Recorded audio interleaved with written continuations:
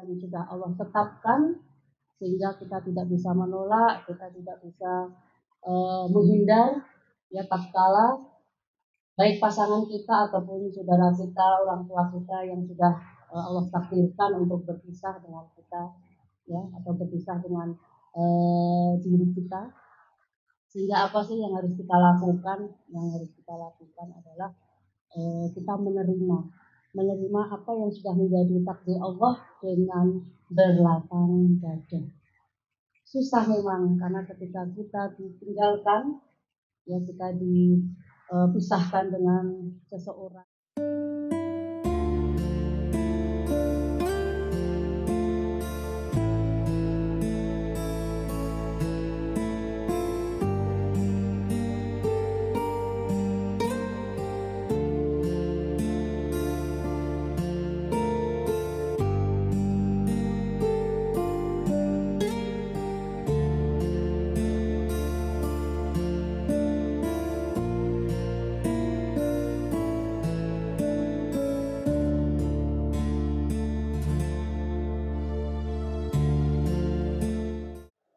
Bismillahirrahmanirrahim. Assalamualaikum warahmatullahi wabarakatuh. Alhamdulillahirabbil alamin wa nasta'inu ala umuri wassalatu wassalamu ala asyrofil anbiya'i wal mursalin. Qala rabbi ishrah li sadri wa yassir li amri wahlul 'uqdatam min lisani yafqahu qawli. Amma ba'du. Alhamdulillahirabbil alamin, para kaum muslimin dan muslimat yang berada di Semarang. Alhamdulillah pada siang hari ini malah kita bersama-sama memanjatkan puji syukur kepada Allah Subhanahu wa Ta'ala karena atas segala limpahan rahmatnya, hidayahnya, taufiknya, dan juga segala nikmat yang sudah diberikan kepada kita semuanya, terutama nikmat iman, nikmat Islam, nikmat sehat, nikmat tempat. Kita masih bisa bersama-sama berada di ruangan ini dalam keadaan sehat walafiat.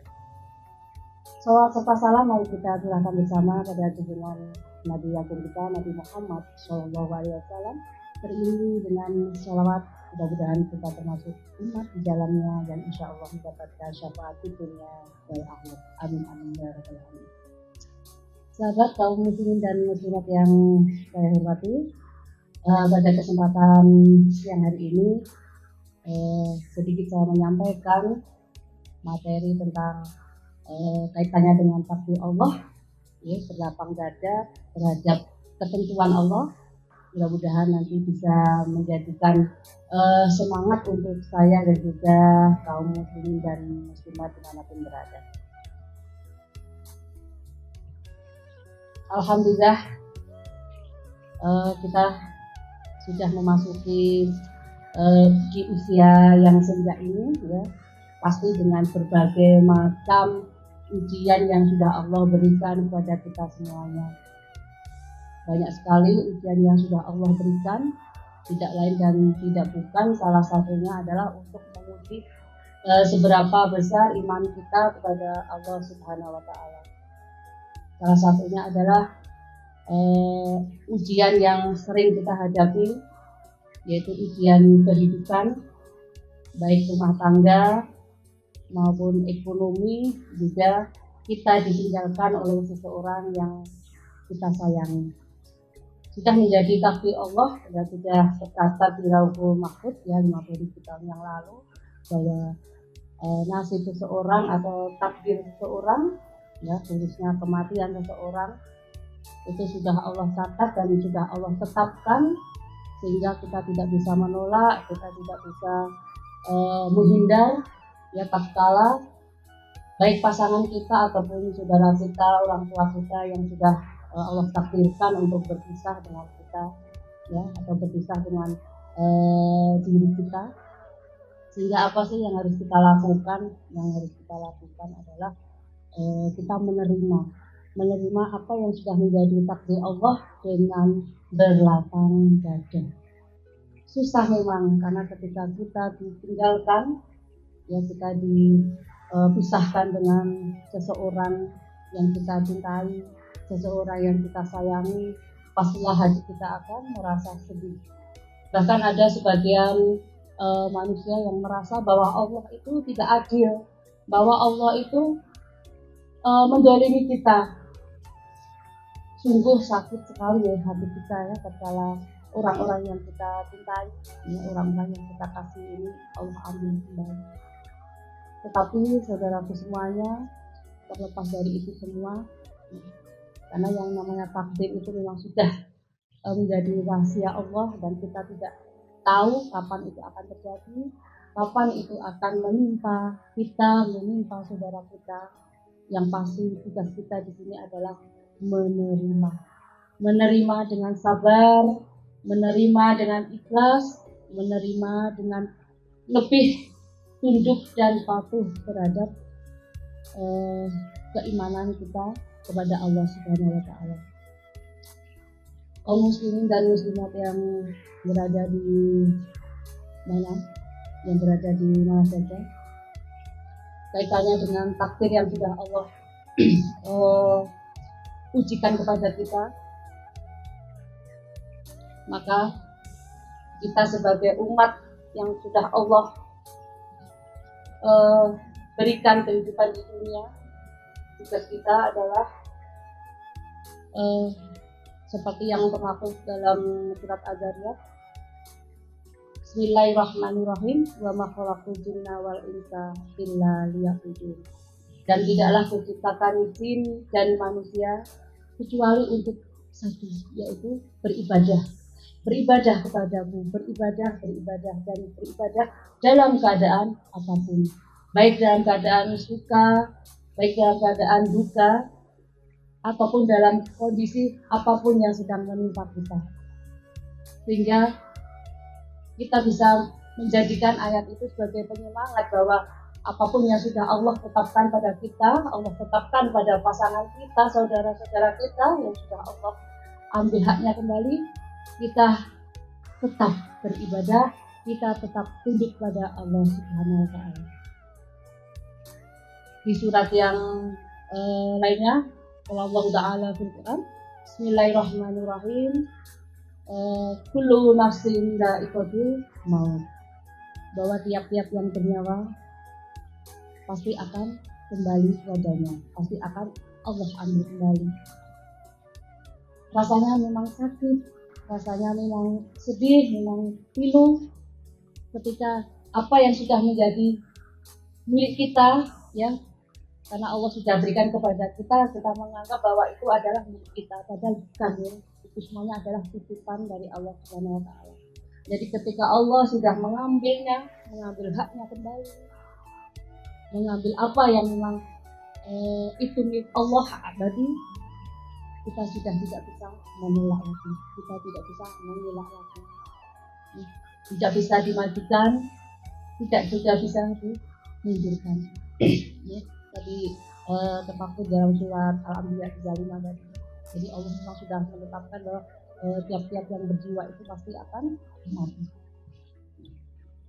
Sehingga kita diharapkan yang masih hidup ini untuk mengambil itibar atau mengambil kebaikan dari peristiwa-peristiwa yang sudah Allah tetapkan. Karena Allah tidak mungkin akan menguji seseorang tanpa sesuai dengan kemampuannya. La yukallifullaha nafsan illa wus'aha.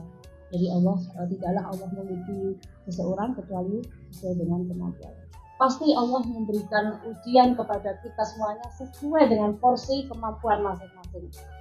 Dan Allah pasti akan memberikan solusi, akan memberikan berkesudahan masalah tersebut, berkesudahan ujian yang Allah berikan. Sehingga barang siapa nanti yang lolos akan ujian yang Allah berikan, maka Allah akan menaikkan satu derajat di atas kita semuanya.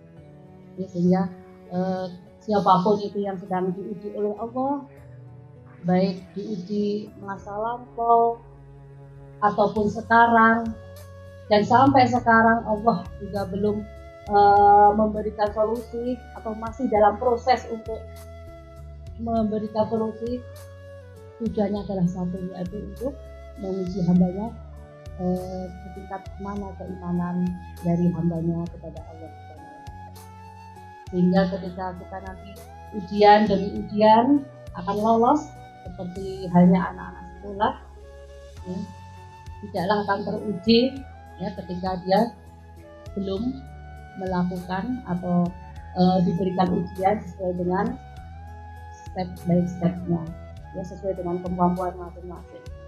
Ya, sehingga nanti ketika kita naik kelas atau lulus dari ujian tersebut, ya maka janji Allah adalah Allah akan menaikkan derajat kita satu lebih tinggi dari kaum muslimin dan muslimat dimanapun berada.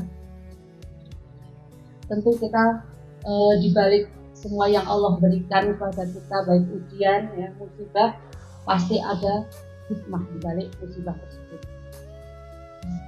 Entah hikmahnya itu akan datang sekarang, ataupun besok, ataupun di masa yang akan datang, pasti ada hikmahnya. Tinggal kita bagaimana cara kita untuk menyelesaikan ujian-ujian yang Allah berikan kepada kita. Tentu saja dengan rasa sabar, tentu saja dengan penuh keikhlasan, dan yang paling penting adalah ridho terhadap ketetapan yang sudah Allah berikan kepada kita. Jadi hikmah yang insya Allah nanti yang akan kita dapatkan, ya, yang Allah berikan kepada kita di balik musibah yang sudah Allah berikan kepada kita semuanya. Ini salah satu adalah untuk mensucikan diri kita dari sifat-sifat yang kotor, dari sifat-sifat kesombongan, sehingga nanti dengan adanya musibah, ya, atau ujian yang Allah berikan, kita akan bersih kembali. Kemudian selanjutnya kita akan lebih tunduk lagi kepada Allah Subhanahu Wa Taala, akan lebih dekat lagi dengan Allah Subhanahu Wa Taala, sehingga apapun yang kita lakukan, insya Allah lillahi ta'ala, karena Allah. Dan sebagai surat, ya, sebagai untuk penyemangat kita, Allah telah berfirman di dalam surat Al-Baqarah 216, ya, yang artinya bisa jadi kamu menyukai sesuatu tetapi itu amat buruk bagimu, dan bisa jadi kamu tidak suka dengan sesuatu itu padahal itu amat baik bagimu. Nah, surat ini bisa menjadikan semangat untuk kita semuanya bahwa kita tidak boleh suudzon pada Allah. Kita harus selalu husnudzon pada Allah. Karena apapun yang Allah berikan kepada kita, baik itu ujian, musibah yang menimpa diri kita, keluarga kita, pasangan kita, anak-anak kita, dan semuanya yang berhubungan dengan aktivitas kita, pasti ada hikmah di balik itu semuanya. Mudah-mudahan apa yang saya sampaikan bisa menjadikan semangat untuk kita semuanya, kaum muslimin dan muslimat, dan mudah-mudahan kita termasuk golongan orang-orang yang nantinya insya Allah mendapatkan syafaat dari Rasulullah dan akan selalu bersandar sepenuhnya kepada Allah Subhanahu Wa Taala. Allah tetap kita bersandar, tidak ada satupun tempat bersandar kecuali Allah. Demikian yang bisa saya sampaikan. Kurang lebihnya mohon maaf. Wabillahi taufiq wal hidayah. Assalamualaikum warahmatullahi wabarakatuh.